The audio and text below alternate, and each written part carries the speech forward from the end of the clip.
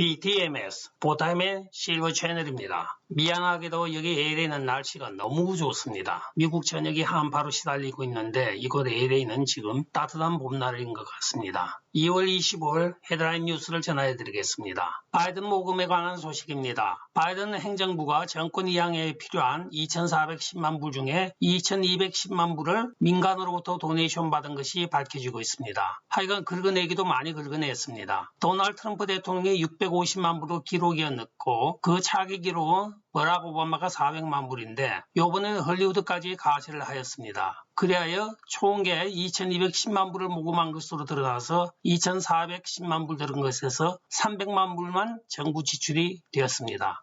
그런데 이 많은 돈이 어디다 썼을까요? 600만 불에서 4년 후에 갑자기 2,400만 불이 뛰었다는 것도 이상하고 바이든 정부가 오바마 정부 때 400만 불에 비해서는 거의 6배를 썼다는 소린데 이게 요번에 공로 세운 사람들한테 많이 그 돈을 지불한 건지 어떤 건지 저로서는 알 방법이 없습니다. 그러니까 여러분들이 각자가 생각을 해보시면 이 돈이 어디 갔을까 하는 게 생각이 날 겁니다. 대부분의 많은 돈들이 공익재단 아니면 기부재단에 많이 돈이 보내졌습니다. 일종의 페이백 한 거죠. 한편 이 기부에는 또한 헐리우드의 큰 손들이 많이 참여를 하였습니다. 그 유명한 소로스도 참여를 하였고 그 다음에 로렌 파월자, 로버트 디네로 같은 영화 감독도 돈을 많이 기부하였습니다. 그리고 페이스북, 이 빅텍들은 몇억 달러씩 기부를 하였습니다. 얘들이 이렇게 기부하는 이유가 뭔지 모르겠고 하여간 친중 글로벌 회사들이 많은 기부를 한 건 사실입니다. 미국 의회의 언론검열 소식입니다. 조지 워싱턴 대학의 헌법학자인 조나단 툴리 교수는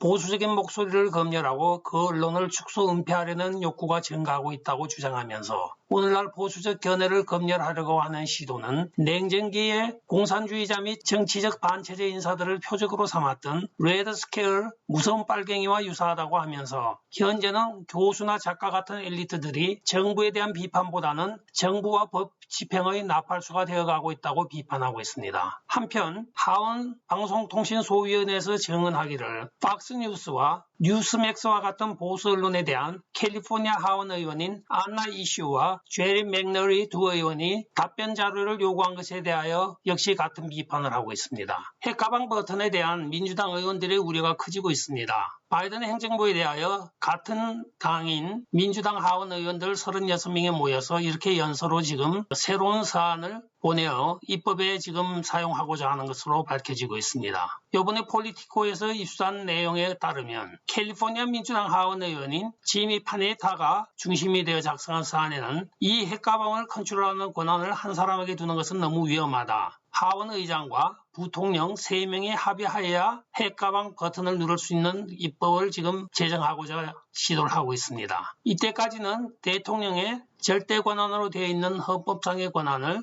이렇게 완화시키는 조건으로 나간 이유는 아마도 침해설을 지금 의식하여 이 하원 의원들이 입법을 하고자 하는 것으로 알려지고 있습니다. 이때까지 핵가방을 가지고 외국을 위협하거나 핵가방을 사용하겠다고 공포하였던 대통령은 딱 2명이 있습니다. 한 사람은 쿠바 사건 때 존 F 케네디였고 또 한 사람은 이북 사건 때 노트 코리아 사건 때 도널드 트럼프 대통령이었습니다. 네, 하원 의원 여성들 간에 복도 전쟁이 일어나고 있습니다. 내용인즉 어제 수요일 의회에서 일리노이주 민주당 주 하원 의원인 마리 뉴맨 의원이 조지아주 공화당 의원인 MTG, 우리가 잘 아는 MTG입니다. 마리 테일러 그린 약자입니다. MTG 의원이 젠더평등법에 반대하여 여학생들이 학교 스포츠에서 학교에서 여학생들이 생물학적 남학생과 경쟁하는 것은 불합리하며 말도 안 된다고 하는 것에 대한 보복으로 자기 사무실 앞에 이렇게 트랜스젠더 깃발과 윙크하는 이모티콘을 하여 이 게시물을 제작하여 올렸습니다. 한편 이에 대한 응답으로 공화당 루키 여전사인 MTG 의원은 남성과 여성의 2가지 성별이 있다. 과학을 믿으십시오 하는 표지판을 만들어서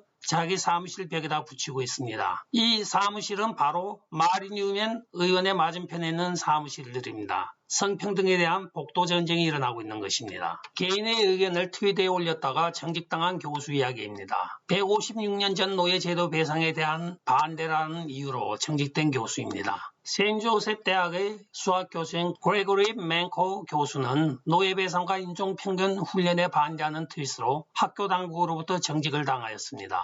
학교 인사부는 맹코 교수에게 보낸 서면 통지에 의하면 그의 트윗 내용이 편향적이거나 차별적이라고 하며 조사 결과가 나올 때까지 정직을 통지하고 있습니다. 문제가 된 3개의 트윗 중에 하나가 지금 화면에 보시는 바와 같고 그 내용은 다음과 같습니다. 이 교수는 익명을 South Georgia Giant라는 트윗 네임을 쓰고 있는데 첫 번째, 노예 배상을 증손자가 요청하는 것은 살인 피해자의 증손자와 비교하였으며 이제 인종차별적 배상이라는 헛소리는 머릿속에 영원히 지워버려야 될 때가 되었다고 이야기를 하며 두 번째는 인종편견 훈련이 우리를 분열시키고 인종 간 갈등을 악화시킨다고 이야기하였습니다. 세 번째, 미국에서 흑인과 인디안이 끔찍하게 상처를 입었다고 이야기하는 그 흑인과 인디안이 바로 내 앞에 서 있는 당신입니다 하고 트윗을 올렸던 것입니다. 이렇게 3가지 내용을 트윗하는 그 사건을 가지고 학교 당국에서는 그런 이유로 이렇게 정직을 시키고 있습니다. 이것은 일종의 문화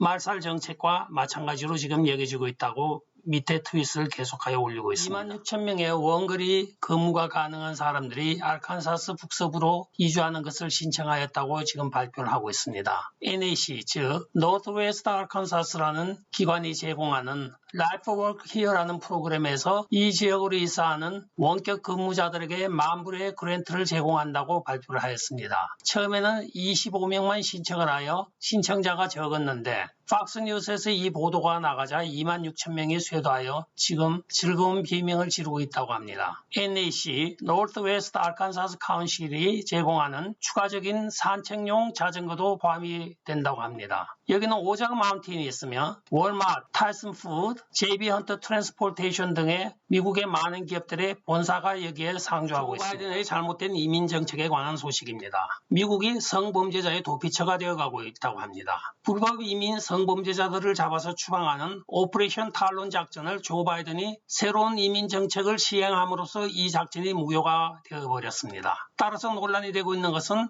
이 프로그램 취소에 반대하는 각주의 법무부 장관들이 연설을 하여 IC의 대리 이사이며 홈랜드 시큐리티 수장인 알레한드로 마요카스 장관에게 공식 사안을 보내어 이 작전 취소에 따른 문제점을 제기하고 있습니다. 오퍼레이션 탈론 작전은 도널드 트럼프 대통령이 임기 말기에 시행한 작전으로 사실은 도널드 트럼프 대통령이 시작한 것이 아니고 1997년 빌 클린턴 시절에 시작된 작전입니다. 따라서 이 작전의 성과를 보면 2014년 10월부터 2018년 5월까지 3년 8개월 동안에 ICE, Immigration Customs Enforcement이라고 합니다. 의 성범죄 전과자들을 19,572명을 체포하였습니다. 그동안 성범죄로 유죄 판결을 받은 후 미국에 입국하는 불법 외국인 수가 증가하고 있었습니다. 오퍼레이션 탈론의 취소는 미국의 성범죄자들의 도피처라는 사실을 전 세계에 효과적으로 알리고 있는 것이라고 이야기를 하고 있습니다. 또한 다른 범죄를 저질렀던 외국 범죄자들에게도 어떤 강력한 법 집행도 불가능하다는 신호를 주는 것이라며 공식 사안을 알레한드로 카스 장관에게 보내어 바이든의 이민 정책이 초래한 부작용에 대하여 항의를 하고 있으며 이 공문 사안에는 사우스캐롤라이나 외에 17개 주의 법무부 장관들이 연서로 공문을 보내고 있습니다. 코로나도 비켜가는 에르메스의 명성입니다. 팬데믹으로 인하여 갈라쇼, 고급식당, 휴가지 등은 다 폐쇄가 되었습니다. 그러나 쇼핑객과 벌킨 가방은 관계가 없는 것으로 나타나고 있습니다.